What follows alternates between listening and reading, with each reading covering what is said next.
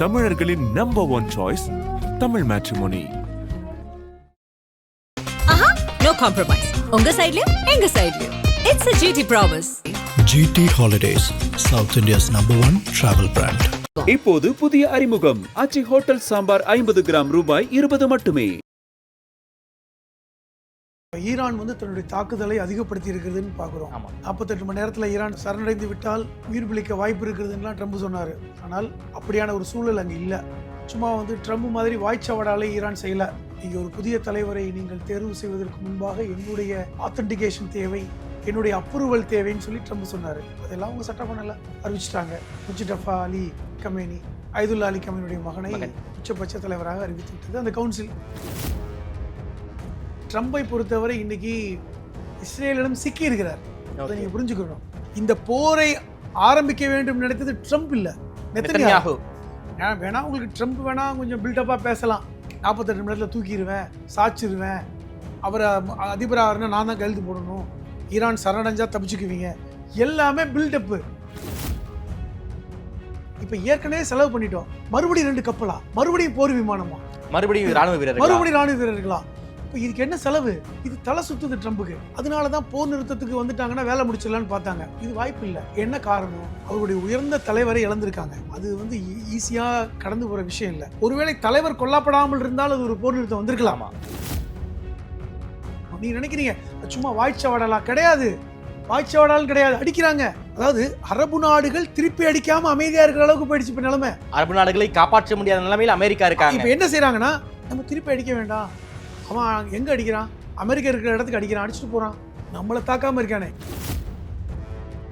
America ராணுவ வீரர்கள் தங்கியிருந்த ஒரு 5 ஸ்டார் ஹோட்டல் தாக்கப்பட்டிருக்கிறது. சிவிலியன்ஸ் இருக்கிற இடத்த தாக்கல.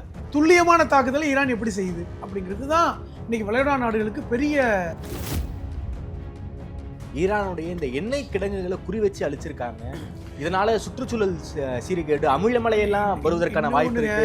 எண்ணெய் வளங்களை அடிக்க வேண்டாம் என்று பல்வேறு நாடுகள் அமெரிக்காவை கேட்டுக்கிட்டே இருக்காங்க. உலகம் முழுவதும் கச்சா எண்ணெய் விலை ஏறி இருக்கிறது. ஆமா, இப்போ போர் நடப்பதற்கு 10 நாட்களுக்கு முன்பு $49, இன்னைக்கு $120 ஆயிடுச்சு. இது எங்க ரிஃப்ளெக்ட் ஆயிருக்கு? அமெரிக்காவிலேயே ரிஃப்ளெக்ட் ஆயிருக்கு. ஈரான் அடிச்சிட்டீங்க, அவங்களுடைய தலைவரை கொண்டுட்டீங்க, பல்வேறு உயர்மட்ட தலைவர்கள் கொல்லப்பட்டிருக்காங்க. இனி இழப்பதற்கு எங்களுக்கு எதுவுமே இல்லை, நாங்க திருப்பி நீ விகரசா தாக்குவோம்.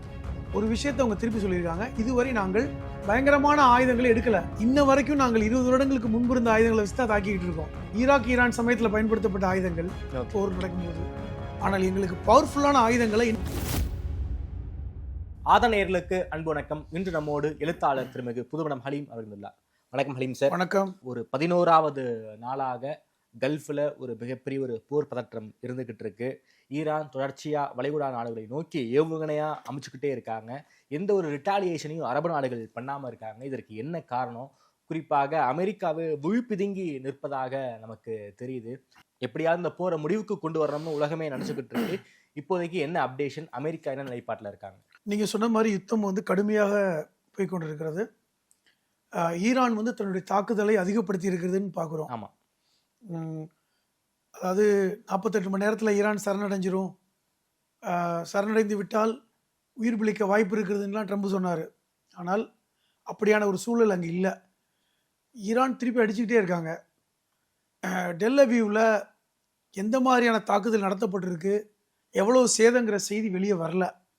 ஆனால் ஒரு செய்தி வெளியே வந்தது, அங்கு நடப்பதை வெளி உலகத்துக்கு சொல்லக்கூடாது என்று நேற்று இஸ்ரேல் அரசாங்கம் ஒரு உத்தரவு போட்டிருக்காங்க. பொதுமக்களும் சொல்லக்கூடாது, உலகங்களும் சொல்லக்கூடாது. சொன்னால் 5 வருடம் சிறை. அங்க இருக்கின்ற சிசிடிவி கேமரா எல்லாம் உடைக்கப்பட்டிருக்கிறது. இப்போ என்ன அர்த்தம்? அவர்கள் பாதிப்பை வெளியே சொல்ல நினைக்க அச்சப்படுகிறார்கள்.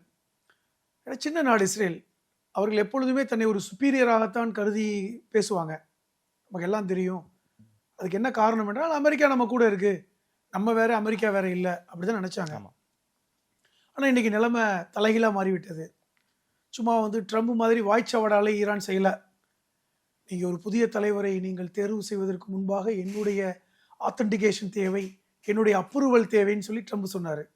அதெல்லாம் அவங்க சட்டம் பண்ணலை, அறிவிச்சிட்டாங்க.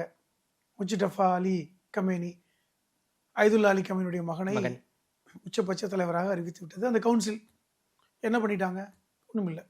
இப்போ அவர் உயிருக்கு ஆபத்தா அஃப்கோர்ஸ் ஆபத்து தான், எல்லா தலைவர்களுக்குமே உயிருக்கு த்ரெட்டன் தான். ஆனால் அதை பற்றி ஈரான் கவலைப்பட்ட மாதிரி தெரியல.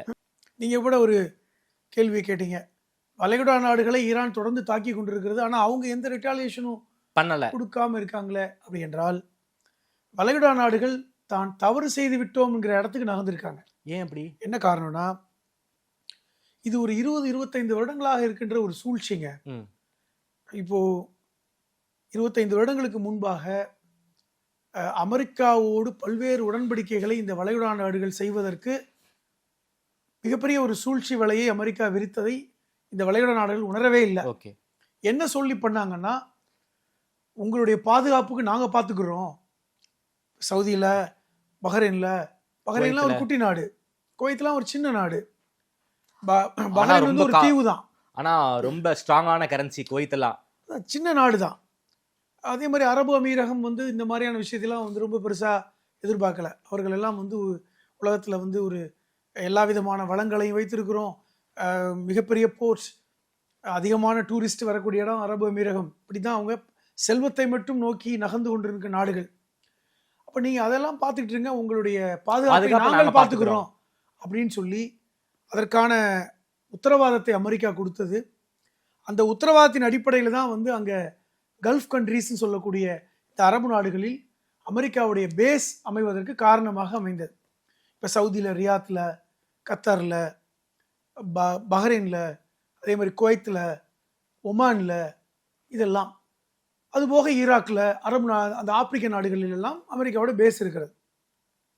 அப்போ இந்த இடங்களிலெல்லாம் இவர்களை வந்து விலை கொடுத்து வாங்க வச்சு, அந்த ஆயுதங்களை வாங்க வச்சு, அவரை நாங்கள் ஆப்ரேட் பண்ணிக்கிறோம்னு சொல்லி அந்த எப்படி அதை ஆப்ரேட் பண்ணுறது கூட சொல்லிக் கொடுக்காம இவருடைய ஆட்களையே நிறுத்தி வைத்து, கிட்டத்தட்ட அந்த வளைகுடா நாடுகள் நம்ம கண்ட்ரோலில் தான் அப்படிங்கிற இடத்துல தான் அன்றைக்கி இருந்தது.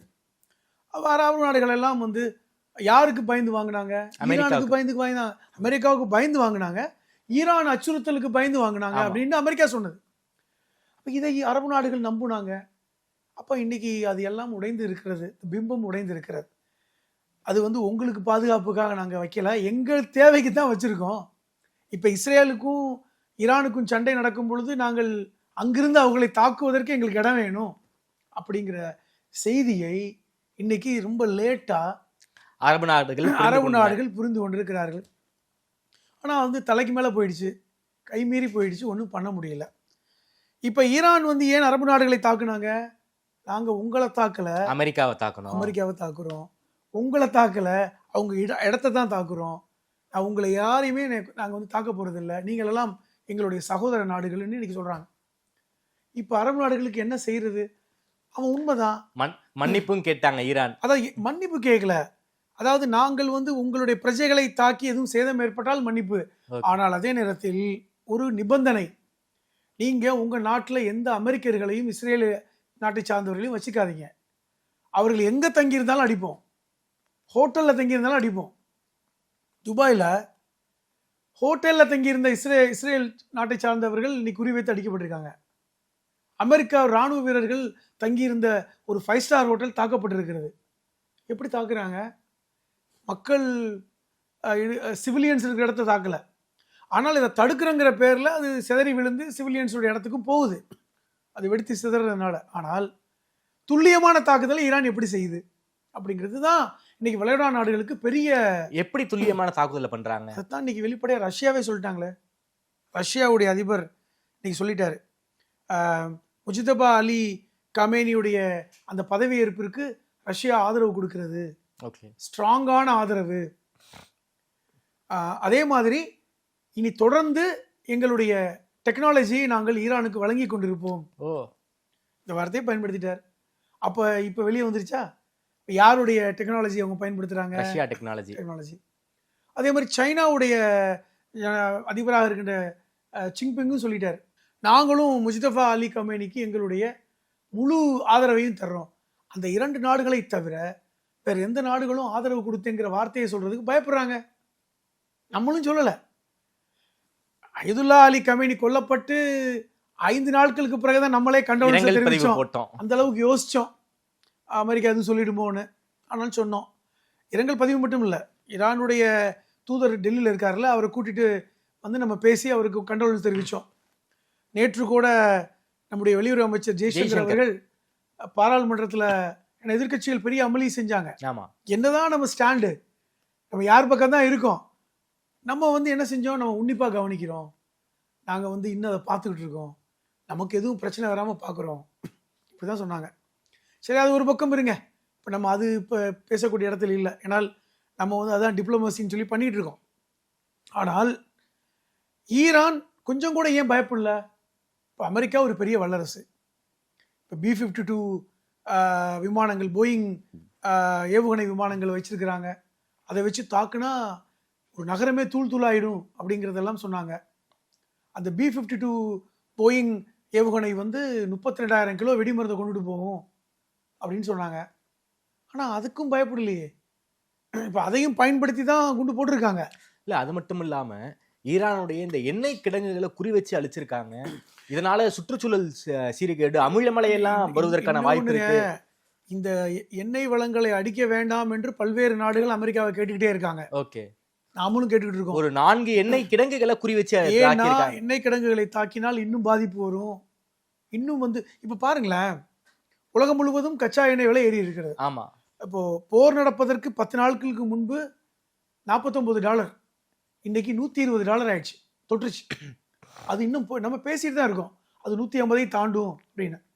இது எங்க ரிஃப்ளெக்ட் ஆயிருக்கு? அமெரிக்காவிலேயே ரிஃப்ளெக்ட் ஆயிருக்கு. ஆமா, நீங்க கூட கேட்கலாம், வெனின்சுலான்னு ஒரு நாட்டை பிடிச்சாங்களே, அங்கதானே உலகத்திலே அதிகமான கச்சா எண்ணெய் இருக்கு. உண்மைதான். ஆனால் அந்த வெனின்சுலாவில் இவங்க நினைச்ச மாதிரி கச்சா எண்ணெய் எடுப்பதற்கு இன்னும் 5 வருஷம் ஆகுமா? இதுதான் ரியாலிட்டி. வெனின்சுலால இருக்கின்ற அந்த ஆற்றுப்படுகையில் உலகில் அதிகமான கச்சா எண்ணெய் இருக்கு, அதெல்லாம் உண்மைதான். ஆனால் இப்ப அந்த ப்ராசஸை ஸ்டார்ட் பண்ணாவே ஒரு 5 வருஷம் ஆகும் அதை முழுமையாக எடுப்பதற்கு. அதுக்குள்ள ட்ரம்ப் ஆட்சி முடிஞ்சிடும். சரியா? அப்ப அது பிரயோஜனம் இல்லை. ஓகே, குறிப்பாக இந்த 4 எண்ணெய் கிடங்குகளை அடிச்சிருக்காங்களே, இதனால ஈரானுக்கு ஒரு மிகப்பெரிய பாதிப்பு தானே? ஈரான் என்ன சொல்லிட்டாங்க, இனிமேல் நாங்கள் இழப்பதுக்கு ஒன்றுமே இல்லை. ஈரானை அடிச்சிட்டீங்க, அவங்களுடைய தலைவரை கொண்டுட்டீங்க, பல்வேறு உயர்மட்ட தலைவர்கள் கொல்லப்பட்டிருக்காங்க, இனி இழப்பதற்கு எங்களுக்கு எதுவுமே இல்லை, நாங்கள் திருப்பி நீ வந்து விக்ரஸாக தாக்குவோம். ஒரு விஷயத்தை அவங்க திருப்பி சொல்லியிருக்காங்க, இதுவரை நாங்கள் பயங்கரமான ஆயுதங்களை எடுக்கலை, எங்களை எடுக்க வச்சிடாதீங்க. இன்ன வரைக்கும் நாங்கள் 20 வருடங்களுக்கு முன்பு இருந்த ஆயுதங்களை வச்சு தான் தாக்கிக்கிட்டு இருக்கோம். அந்த இதாக இருக்கட்டும், அந்த ஏவுகணைகளாக இருக்கட்டும், அந்த பல்வேறு அந்த ஆயுதங்களாக இருக்கட்டும், ஈரான் சமயத்தில் பயன்படுத்தப்பட்ட ஆயுதங்கள் போர் நடக்கும்போது, இது எல்லாமே நாங்கள் எங்களுடைய ஆயுதங்களை தான் வச்சுருக்கோம். ஆனால் எங்களுக்கு பவர்ஃபுல்லான ஆயுதங்களை இன்னும் எடுக்கலை. உங்களுக்கு கேள்வி வரும், அது என்ன கண்ணுக்கு மறைஞ்சா இருக்கும், அடிக்க மாட்டாங்களான்னு. ஒரு விஷயத்தை நீங்கள் ரொம்ப தெளிவாக புரிஞ்சுக்கணும், பார்க்கின்ற வியூவர்ஸுக்கும் இந்த செய்தி சேரணும். ஈரான் அதிகமான மலைகள் சூழ்ந்த நாடு, அதிகமான மலை குன்றுகள் இருக்கு ஈரான்ல. இப்போ நம்ம வந்து எப்படி மேற்கு தொடர்ச்சி மலை, கிழக்கு தொடர்ச்சி மலைன்னு படிக்கிறோம்ல, இது மாதிரி நூற்றுக்கணக்கான மலை தொடர்ச்சி மலைகள் ஈரான்ல இருக்கு. இந்த மலைகளுக்கு உள்ளதான் இந்த ஆயுதங்கள் இருக்குன்னு சொல்றாங்க. இவர்கள் வந்து இவருடைய அணு ஆயுத கிடங்குகள் எல்லாமே மலைக்கு உள்ள இருக்கு. நீங்க ஒரு விஷயத்தை தாக்குனாலும் மலையை தான் தாக்க முடியும், உள்ள தாக்க முடியாது. இப்போ ஏற்கனவே கடந்த 8 மாதங்களுக்கு முன்பு இஸ்ரேலுக்கும் ஈரானுக்கும் 12 நாள் சண்டை நடந்துச்சு. அந்த காலகட்டத்தில் அமெரிக்கா பங்கர் பஸ்டர் விமானத்தை வச்சு கீழே போட்டாங்க. எங்க போட்டாங்க? இஸ்பஹான்ல, ஃபோர்டிகோல, இது மாதிரி 4 இடத்துல இங்கெல்லாம் அணு ஆயுதம் தயாரிக்கிறாங்க, இங்கெல்லாம் வந்து யுரேனியம் செறிவூட்டப்படக்கூடிய ஆலைகள் இருக்குன்னு சொல்லி போட்டாங்க. அவர்களுக்கு எந்த பாதிப்பும் ஏற்படலை, மேலே மட்டும்தான் தாக்குனாங்க. அந்த மலைகள் செதறிச்சு. ஆனால் அதற்கு பல 100 கிலோமீட்டருக்கு உள்ள வச்சிருக்காங்க, அது ஒண்ணுமே பாதிப்படையலை. இவங்க போடுற பங்கர் பஸ் 2000 கிலோ வெடிமருந்தை போடுறத ஒன்றும் பாதிப்பு ஏற்படுத்தலை அப்படிங்கிறது ஈரானே ஒத்துக்கிட்டாங்க. அது உங்களால் முடியாது, எங்களுடைய அணு ஆயுத கிடங்கை நீங்கள் அழிக்க முடியாது, ஒரே வழி தரை வழி போகணும், தரை வழியில் போய் தாக்குதல் நடத்தணும். எப்படி நடத்துவீங்க? தரை வழி தாக்குதல் நடத்தினால் எந்த படம் போகும்ல? அமெரிக்க ராணுவ வீரர்கள் போவாங்களா? இஸ்ரேல் ராணுவ வீரர்கள் போவாங்களா? பெரிய கடினம். ஏனென்றால் பாருங்களேன், நேற்று 6 அமெரிக்கர்கள் ராணுவ வீரர்கள் கொல்லப்பட்ட அந்த விமானம் போய் அந்த உடலை கொண்டு போகுது, அமெரிக்காவே துடிச்சு போச்சு. ஏன்னா அங்கே ராணுவ வீரர்கள் கொல்லப்படுவதை இந்த மக்கள் ஏற்றுக்கொள்ளவே மாட்டாங்க. அது இப்போ நீங்கள் உள்ளுக்குள்ளே போகிறதா இருந்தால் ஈராக் மாதிரி இல்லையேங்க, வியட்நாம் மாதிரி ஒரு பெரிய அடியை சந்திப்பாங்க. வியட்நாமை விட ஈரான் பல மடங்கு பவர்ஃபுல் கண்ட்ரி. வியட்நாமுக்குள்ள நீங்க வந்து உள்ள போனீங்க நடந்து தரை வழியா, எத்தனை ஆயிரம் பேர் கொல்லப்பட்டாங்க. அந்த அந்த பாதிப்பு இன்ன வரைக்கும் அமெரிக்காவில் இருக்கு. அந்த வியட்நாமில் கொல்லப்பட்ட ராணுவ வீரர்களுடைய குடும்பத்தினர் ஒவ்வொரு வருடமும் அந்த கூட்டி அந்த ஒரு கூட்டத்தை கூட்டி அனுதாபத்தை தெரிவிக்கின்ற காட்சியை நீங்க பாத்தீங்கன்னா அவ்வளவு பேர் அதை நினைவு கூர்ந்துகிட்டே இருக்காங்க. அது மாதிரி- வியட்நாம் வந்து எல்லை மீறி போயிட்டாங்க, ஒண்ணுமே பண்ண முடியல. அதுதான் சொல்றேன். அதோடைய பூகோளவிய அமைப்பு அவங்களுக்கு அதுதான் தெரியல. சொல்றேன். பூகோள அமைப்பு எப்படி ஆப்கானிஸ்தான்ல போய் சிக்கினீங்க நீங்க? ஆமா, ஆப்கானிஸ்தான் இதே மாதிரி மலைக்குன்றுகள் தான். ஆப்கானிஸ்தான்ல 10 வருஷத்துக்கு மேல இருந்து என்ன நடந்துச்சு? தாக்கே பிடிக்க ஒண்ணுமே முடியல. முடியல. எங்க ஆப்கானிஸ்தான்ல ரஷ்யாவே தாக்கு பிடிக்க முடியல. ஆமா, அது உங்களுக்கு தெரியும். ஆப்கான் ரஷ்யா யுத்தத்துல ரஷ்யா பல்வேறு சேதங்களை அனுபவிச்சது. அதை விட மோசமான ஒரு புதைகுழி தான் ஈரான். ஓகே. உள்ள போனாங்கன்னா எங்க கன்னிவெடி இருக்கு, டிராப் தான். எங்க மாற்றுறது, உங்களுக்கு நிலப்பரப்பு எங்க இருக்கு, எங்க பிரச்சனை தெரியாது. அதனால பயப்படுறாங்க. அதுக்காக ஒரு யுக்தியை கண்டுபிடிச்சிருக்காரு ட்ரம்ப் நேத்து. இந்த குர்திஸ்தானுக்காக போராடுறாங்கல்ல, ஆமா, அதுல ஒரு குர்தீன மக்கள். 60 லட்சம் மக்கள் ஈரான்ல இருக்காங்க. ஓகே. குர்திஸ்தான்ங்கிறது ஈரான், ஈராக், துருக்கி, சிரியா, இவங்கெல்லாம் ஒரு 5 கோடி பேர் இருக்காங்க. இவர்கள்லாம் பல்வேறு நிலப்பரப்புகளை இணைத்து எங்களுக்கு ஒரு நாடு வேணும்னு போராடிட்டு இருக்கான். அதுல ஒரு 60-70 லட்சம் பேர் இப்ப ஈரான்ல இருக்காங்க. அவர்களை தூண்டி விடுறாங்க. நீ வந்து ஆயுதம் தர்றோம், இதான் உனக்கு சான்ஸு, நீ ஈரானை வந்து ஒரு புரட்சி பண்ணி பிடிச்சிரு ஒரு பகுதியை அப்படின்னு. எதுக்குன்னா சாகுறதுக்கு ஆள் வேணும். ஆமா, இவன் போக மாட்டான். இந்த 60 லட்சம் பேர் உள்ள துப்பாக்கியோட போனாங்கன்னு வைங்களேன், இப்போ கண்ணில் படுறவன்லாம் சுடுவான். சுட்டு நீங்கள் ஒரு இழப்பரப்பை பிடிக்கலாம், அவனும் திருப்பி அடிப்பான், பல்வேறு இழப்புகள் ஏற்படும், செத்துட்டு போகிறான். இவன் அவனு தானே சாவான். நமக்கு எந்த ஒரு நமக்கு பாதிப்பு இல்லை. இந்த திட்டத்தை ட்ரம்ப் உடைய இந்த திட்டத்தை இந்த குர்திஸ் கிளர்ச்சி குழுக்கள் நிராகரித்து விட்டன. ஓகே. ஏன்னா அவங்களுக்கு தெரியும் இது எங்களுக்கு தேவையா, உனக்காக நான் சண்டை போட்டு சாகுறதுக்கா அப்படின்னு. இப்போ இது தோல்வி. இஸ்ரேலும் இன்னைக்கு தரைவழியா தாக்குதல் நடத்துறதுக்கு தயாரா இல்லை. அவர்களும் ஒரு சின்ன நாடு தான், 1 லட்சம் பேர் இருப்பான். இஸ்ரேலும் ஆழம் தெரியாம கால வச்சுட்டாங்க போல இருக்கு. அதாவது ஆழம் தெரியுங்க அவங்களுக்கு. அதுக்கு தான் அமெரிக்காவை துணைக்கு கூப்பிட்டாங்க. அதாவது நமக்கு இருக்கின்ற ஒரு அடிமையை வந்தான், அங்கே தூக்கி இங்கே ஆளை கூப்பிட்டு வந்துருவோம் அப்படின்னு பார்த்தாங்க. அவன் மாட்டிக்கிட்டான். இன்னொன்று, ட்ரம்பை பொறுத்தவரை இன்னைக்கு இஸ்ரேலிடம் சிக்கி இருக்கிறார். அதை நீங்கள் புரிஞ்சுக்கணும். பார்க்குற வியூவர்ஸும் தெரிஞ்சுக்கங்க. இந்த போரை ஆரம்பிக்க வேண்டும் நினைத்தது ட்ரம்ப் இல்லை, நெத்தன்யாகு.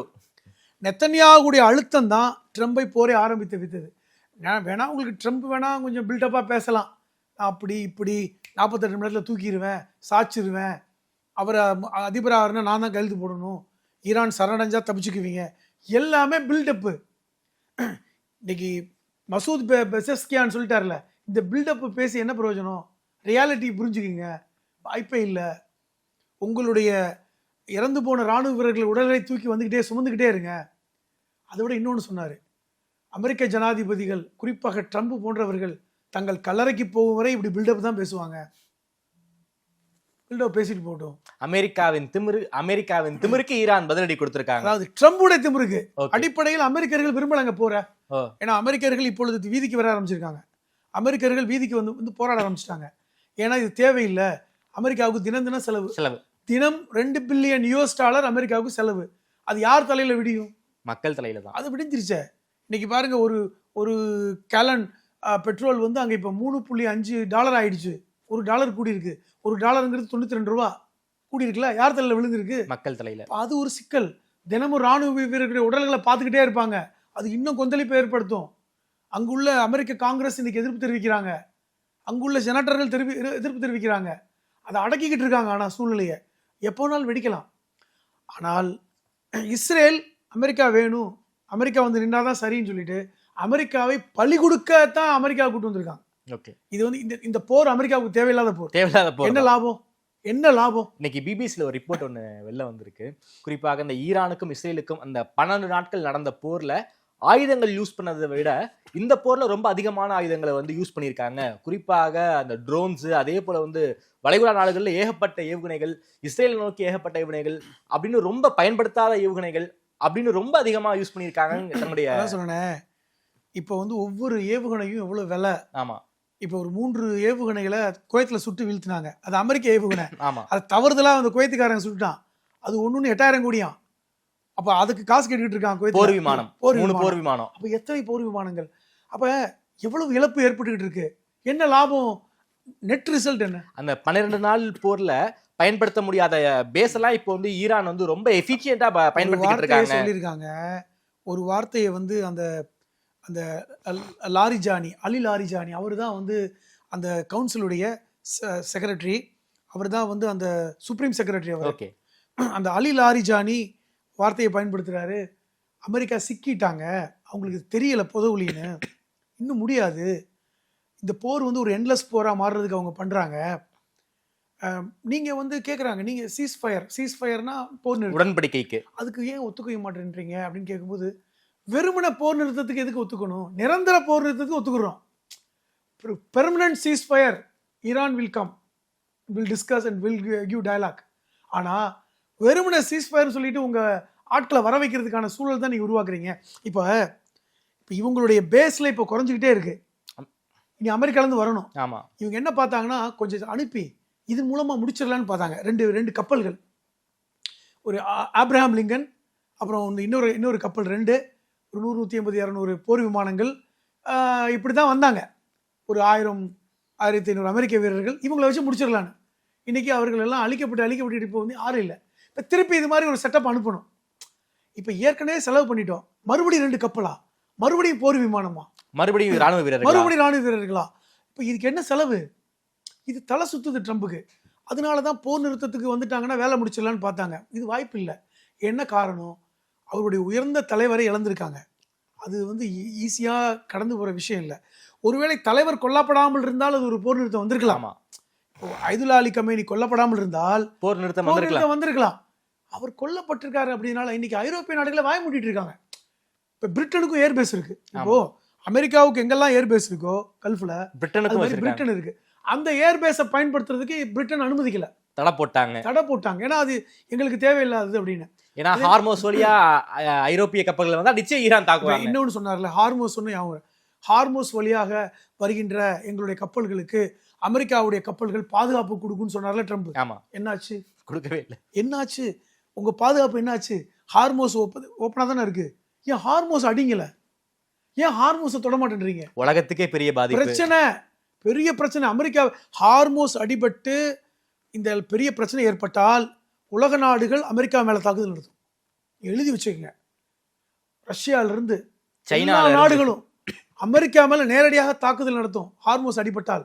ஏனென்றால் அது அவர்களை பாதிக்கும். ஆமா, அது அமெரிக்காவுக்கும் தெரியும். அதனாலதான் ஹார்மோஸ் மேல கை வைக்காம இருக்காங்க. என்ன இன்ஸ்ட்ரக்ஷன்னா, ஹார்மோஸை தொட்டுறாதீங்க, ஹார்மோஸை எதுவும் செஞ்சிட வேண்டாம். அதுவும் ஹார்மோஸ் எவ்வளவு தூரத்தில் இருக்கு? அரபு அமீரகம் ஃபுஜராவுக்கு பக்கத்தில் இருக்குங்க.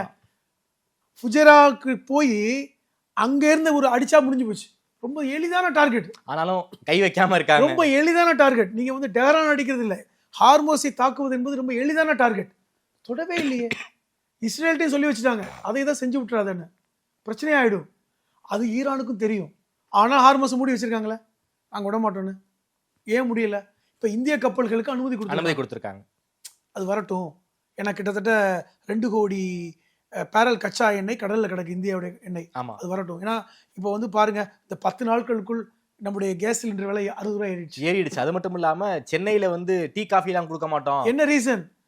கமர்ஷியல் கேஸ் சிலிண்டர் விலை எக்குத்தப்பா போயிடுச்சு. 2000 ரூபாய்க்கு அவங்க எல்லாம் இப்போ வந்து இந்த சிலிண்டர், இந்த அடுப்பு, கரண்ட் அடுப்பு வச்சுக்கலாம், எலக்ட்ரிக் அடுப்பு வச்சுக்கலாம். காலையில ஒரு மதியம் ஒரு ஹோட்டலுக்கு சாப்பிட போனேன். நான் இருக்கான்னு கேட்டா, நான்லாம் இல்லை சார், ரேட்டு எங்கேயோ ஏறி போயிடுச்சு, நான்லாம் நாங்கள் தரமாட்டோம், குருமா அதெல்லாம் கிடையாது, சட்னி தான் கொடுப்போம் அப்படிங்கிறாங்க. 10 நாள்ல குருமா இல்ல, சட்னி தான் கொடுக்குறாங்க. அப்ப ஒண்ணு இன்னும் 20 நாள் போச்சுன்னா சட்னியும் கிடையாது. அப்ப என்ன மாதிரி போகுது? இப்ப எப்படி புரிஞ்சுக்கிறது? இப்ப 60 ரூபாய் ஏறுது, எவ்வளவு நாள் ஏறலாம்? கண்மூடி திறக்கிறதுக்குள்ள ஏறும். அப்ப நமக்கே பாதிப்பு ஏற்படுதுன்னா, ஏன்னா நமக்கு வந்து பெருசா அவங்க தடை போடல, இந்திய கப்பல்களை நீங்க கொண்டு வர கொடுக்குறாங்க. அப்படி இருந்தும் நமக்கு இப்படி கஷ்டமா இருக்குன்னா, அப்போ மற்ற ஐரோப்பிய நாடுகள் அமெரிக்காவுக்கு எவ்வளவு சிரமத்தை கொடுக்கும்? கண்டிப்பா சிரமத்தை கொடுக்கும். நீங்க நினைக்கிற மாதிரி வெனின்சுலாவை பிடிச்சி வச்சுட்டேன்னு நினைச்சீங்களா? அது இல்ல, வேலைக்கு ஆகாது. ட்ரம்புக்கே தெரிஞ்சிருக்காது. ஐயோ இன்னும் 5 வருஷம் ஆகுமா என்ன எடுக்கிறதுக்கு, தப்பு பண்ணிட்டோமேன்னு. இன்னைக்கு அமெரிக்கர்கள் ஓடி ஒளிஞ்சுக்கிட்டு இருக்காங்க. அமெரிக்கர்கள் இனி அமெரிக்காவுக்கு தான் போகணும், கல்ஃப்ல வாழ முடியாது. எங்கிருந்தாலும் அடிப்போம் அமெரிக்கர்களை அப்படிங்கிறத ரிட்டாலியேஷன் அப்படி கொடுத்துருக்காங்க ஈரான் அரசாங்கம். நீங்க நினைக்கிறீங்க சும்மா வாய்ச்சவாடலாம்? கிடையாது, வாய்ச்சவாடாலும் கிடையாது, அடிக்கிறாங்க. அதாவது அரபு நாடுகள் திருப்பி அடிக்காம அமைதியா இருக்கிற அளவுக்கு போயிடுச்சு இப்ப நிலைமை. அரபு நாடுகளை காப்பாற்ற முடியாத நிலைமையில அமெரிக்கா இருக்காங்க. இப்ப என்ன செய்யறாங்கன்னா, நம்ம திருப்பி அடிக்க வேண்டாம், அவன் எங்க அடிக்கிறான், அமெரிக்கா இருக்கிற இடத்துக்கு அடிக்கிறான், அடிச்சுட்டு போறான், நம்மள தாக்காம இருக்கானே. அதுவும் கல்ஃப் நாடுகள் மத்தியில் அமெரிக்காவுடைய நம்பகத்தன்மை இப்போ கேள்விக்குள்ளாயிருச்சு போல இருக்கு. உண்மை என்னன்னா, உங்களுக்கு வந்து இது வரைக்கும் வருஷம் கொடுத்த பணத்தை எல்லாம் திருப்பி கேட்டாலும் கேட்கலாம் போல இருக்கு. ட்ரம்ப் சொன்னாரு, நான் ஆட்சிக்கு வந்ததுக்கு அப்புறம் நிறைய நிதிகள் வந்து அமெரிக்காவுக்கு வந்திருக்கு, ஃபண்டு நிறைய வந்திருக்கு, அதுலயும் குறிப்பா அரபு நாடுகளிலிருந்து பல பில்லியன் டாலர்ஸ் கொண்டு வந்திருக்கோன்னு. இப்ப நேத்து முந்தானத்து சவுதி ஊடகங்கள் சொல்கின்ற செய்தியை பார்த்தால் கிட்டத்தட்ட 4.6 ட்ரில்லியன் இன்வெஸ்ட்மெண்ட் இருக்கு. அது எல்லாத்தையும் அரபு முதலாளிகள் திரும்ப வாங்கிட்டே இருக்காங்க. நம்ம இன்னும் அமெரிக்காவை நம்ப முடியாதுன்றாங்க. ஓகே, அது வந்து இன்னும் அது அமெரிக்காவுடைய ஜிடிபியை பாதிக்கும் அப்படிங்கிறது. அப்போ அது பொய்த்து போச்சா நம்ம சொன்னதுன்னு. இப்போ ரெண்டாவது, அமெரிக்க பேஸை எதுக்கு கொடுக்கணும், அவன்கிட்டயே ஆயுதம் வாங்கிட்டு அவன் லாபத்துக்கு நம்மள்ட்ட வித்துருக்கான். என்னன்னா, அவன் வந்து அரபு நாடுகளுடைய பாதுகாப்புக்கு ஆயுதங்களை வைக்கல, ஆயுதத்தை லாபத்துக்கு வித்துருக்கான். லாபத்துக்கு வித்து அவன் பயன்படுத்துறான். இப்ப நம்மள்ட்டயே லாபத்தை வித்து நம்ம வீட்டுல வச்சுக்கிட்டு எதிரி அடிக்கிறான். ஏண்டா, நான் தாண்டா விலை கொடுத்து காசு கொடுத்து வாங்கினேன், உன்னை பாதுகாத்தான் வந்து அடிக்கிறேன். இப்ப எனக்கு எல்லாத்தையும் வித்துட்டான், நான் காசை கொடுத்துட்டேன். அவன் சண்டை பிடிக்கும் போது நானே வந்து உனக்காக செய்யறேன்னு சொல்லி ஏன் ஆயுதத்தை பயன்படுத்தி அவன் அடிக்கிறான். அப்ப எனக்கு ஏன் முன்னாடி வித்தான், நாளைக்கு போர் வரும்போது பயன்படுத்துது. அப்போ ஆயுதங்கள் இல்லை என்றால் அப்ப அது இன்னும் மோசமான விளைவை அமெரிக்காவுக்கு ஏற்படுத்தும். இப்ப இந்த திட்டத்தை, இந்த கான்ஸ்பிரசியை, இந்த சதியை அமெரிக்கா புரிஞ்சுக்கிட்டா, அமெரிக்காவை இன்னைக்கு வளைகுடா நாடுகள் புரிந்து கொண்டன. நம்ப கூடாது. ஈரான் இன்னைக்கு சொல்றாங்க, வளைகுடா நாடுகள் இப்பவாது புரிஞ்சுக்கட்டும், நாங்க வந்து அவங்கள தாக்க நினைக்கல, இப்பவாது. அதனாலதான் அமைதியா இருக்காங்க. கத்தாரும் சவுதி அரேபியாவும் பெரிய நாடு தானே, அமைதியா இருக்காங்க, எதுவுமே பேசல. ஈரான் செய்யறது சரிதான்ங்கிறது அவங்களுக்கு தெரியுது. ஈரான் மக்கள் இன்னைக்கு ஒத்துமையா வந்து இன்னைக்கு ஈரான் அரசுக்கு சப்போர்ட் பண்றாங்க. இஸ்ரேல் தத்தளிச்சு போய் நிற்கிறாங்க. டெல் அவீவ் அழிந்து கொண்டிருக்கிறது. நான் திருப்பி சொல்றேன், டெல் அவீவ் அழிந்து கொண்டிருக்கிறது. இன்னைக்கு 2 பேருடைய போர்வெறி, குறிப்பா நெத்தன்யாஹுடைய போர்வெறி இன்னைக்கு உலகத்தை இவ்வளவு மோசமான இடத்துக்கு கொண்டு போயிருக்கிறது என்பதுதான். கடைசி கேள்வி இந்தியா பற்றி கேட்கணும்னு நினைக்கிறேன். இந்தியா எல்லை பகுதிகளில் இருந்த, அதாவது சர்வதேச எல்லை பகுதியில் இருந்த ஈரானுடைய ஒரு போர்க்கப்பலை தாக்கி அழித்தது அமெரிக்கா. இன்னொரு போர்க்கப்பல் இலங்கையுடைய கடல் எல்லை பகுதியில் இருக்கு. இன்னொரு போர்க்கப்பல் கொச்சின்ல இருக்கு. இந்த இஷ்யூவை நம்ம இந்தியா எப்படி ரொம்ப இல்லைங்க, இது வந்து நம்ம டிப்ளமசியா பண்ணிட்டோம்னு நினைக்கிறாங்க, ரொம்ப தவறா பண்ணிட்டோம் அப்படிங்கறது இன்னைக்கு இந்தியாவில் இருக்கின்ற பல்வேறு முதல்வர்கள் கருத்து சொல்லியிருக்காங்க. ஓகே, பல்வேறு நாடுகளுமே இது இந்தியா இப்படி கையாண்டு இருக்க தேவையில்லை. ஒண்ணு அந்த கப்பலை வந்து அனுப்பாம விட்டு வச்சிருந்துருக்கணும். இப்ப நம்ம எப்படி 2 கப்பலை வச்சிருக்கோம், ஒரு கப்பல் கொச்சின்ல நிக்குது, அதுக்கு நம்ம ஏன் கொடுத்தோம், இப்ப அனுமதி கொடுக்கல, வேணாம் அப்படின்னு. இன்னொரு கப்பல் சர்வதேச எல்லைக்கு போய் இலங்கைக்குள்ள போய் அங்க பாதுகாப்பா இருக்கு. தேவையில்லாம அந்த முதல் கப்பல் தான் அழிக்கப்பட்டிருக்கிறது. அப்ப இந்த கப்பலையும் நம்ம காப்பாத்திருக்கலாம். இதுல இருந்த ஒரு 130 பேரை நம்ம உயிரை காப்பாத்திருக்கலாம். நம்பகத்தன்மை மேல இந்தியா மீது ரொம்ப நிறைய வந்திருக்கும். எப்படி ஆயிட்டோம்னா, அமெரிக்காவுக்கு இந்த விஷயம், அமெரிக்காவுடைய நீர்மூழ்கி கப்பல் நமக்கு இருக்கிறது தெரிந்தும் பண்ணிட்டோமா? ஓகே, நிச்சயமா தெரியாம இருக்க வாய்ப்பு இல்லை. நம்மளுடைய சர்வதேச எல்லையில ஒரு நீர்மூழ்கி கப்பல் இருப்பது நம்முடைய உள்துறைக்கு தெரியாமலாம் இருக்க வாய்ப்பு இல்லை. கண்டிப்பா சொல்லியிருப்பாங்க. ஆனால் நம்ம கண்டும் காணாமல் ஏன் இருந்தோம் ஒன்று. இரண்டாவது, இந்த அளவிற்கு நம்ம வெளியுறவு கொள்கையை விட்டு கொடுத்து விட்டோமா அப்படிங்கிறது. நம்ம ஒன்றும் சின்ன நாடு கிடையாது. நம்மளும் உலக அளவில், சர்வதேச அளவில் 5வது பெரிய இராணுவத்தை வச்சிருக்கின்ற நாடு. நம்மள்டையுமே ஆயுதங்கள் இருக்கு. நம்மளுமே இப்போ இந்தியா ஒருத்தன் தாக்கினா விட்டுருவோமா? விடமாட்டோம். நம்ம ஒன்றும் பலமில்லாத நாடு அல்ல, பலம் மிகுந்த நாடு தான். ஏனால் இது ஒரு 75 வருடங்களாக இந்த நாடு ஒரு பலமான பல்வேறு விஷயங்களை கட்டமைத்திருக்கிறோம். நம்மள்டையும் போர் விமானங்கள், அதிவேக போர் விமானங்கள் எல்லாம் இருக்குதான் செய்யுது. ரபேல்ல இருந்து, ரஷ்யாவிடம் இருந்தே நம்ம நிறைய போர் விமானங்களை வாங்கியிருக்கிறோம். இப்போ இதெல்லாம் கட்டமைக்கப்பட்டிருக்கு. நம்ம பட்ஜெட்லையும் நிறைய ஃபண்டை ஒதுக்கி இருக்கோம். இதை கொஞ்சம் அமெரிக்கா சார்புடைய ஒரு அனுகூலமாக எடுத்துட்டோம். இன்னைக்கு இஸ்ரேலும் அமெரிக்காவுக்கு நன்றி சொல்றாங்களே நமக்கு. ஏன் இன்னைக்கு இஸ்ரேலுடைய வெளியுறவு அமைச்சர், இஸ்ரேலுடைய தூதர்கள் எல்லாம் இன்னைக்கு நன்றி சொல்றாங்க. இந்தியாவுக்கு நன்றி, இந்தியா எங்களுக்கு சார்பா இருக்காங்க, எங்களுக்கு சாதகமா இருக்காங்க அப்படின்னு சொல்றாங்க. என்ன அர்த்தம்? இப்போ இந்தியாவுடைய டிசிஷன் எல்லாம் எங்களுக்கு ஃபேவரா இருக்கு. அப்படித்தானே அர்த்தம். நம்ம என்ன சொல்லியிருக்கணும், நாங்கள் யாருக்கும் ஃபேவர் இல்லை, நாங்கள் இஸ்ரேலுக்கும் ஃபேவர் இல்லை, ஈரானுக்கும் ஃபேவர் இல்லை, நாங்கள் போரை விரும்பாதவர்கள், நடுநிலையை பார்த்துக்கிட்டு இருக்கோம், எங்களுடைய பொருளாதாரம் பாதிக்கப்படக்கூடாதுன்னு நம்ம பார்க்குறோம். அப்படிங்கிற இடத்துக்கு நகர்ந்திருந்தால் நம்ம டிப்ளமசி, நம்முடைய வெளியுறவு கொள்கையை பாராட்டியிருக்கலாம். ஆனால் ஒரு பக்க சார்பில் நம்ம போனது என்பது கொஞ்சம் உலக அளவில் நமக்கு ஒரு சின்ன சர்க்கிள் தான். ரொம்ப நன்றி சார். அதாவது இப்போ நடந்துகிட்டு இருக்கிற போர் பற்றின அப்டேட்ஸ் பற்றி ரொம்ப விரிவாக பேசியிருக்கீங்க. குறிப்பாக அமெரிக்கா ஒரு மிகப்பெரிய ஒரு ட்ராப்பில் சிக்கிட்டாங்க, இஸ்ரேலை நம்பி ஒரு மிகப்பெரிய ஒரு புதைகுழியில் வந்து அமெரிக்கா சிக்கிட்டாங்க அப்படிங்கிற பல்வேறு விஷயத்த ரொம்ப வெளிப்படையாக பேசியிருக்கீங்க. நேரம் கொடுத்து பேசிய நன்றி ஹலீம் சார்.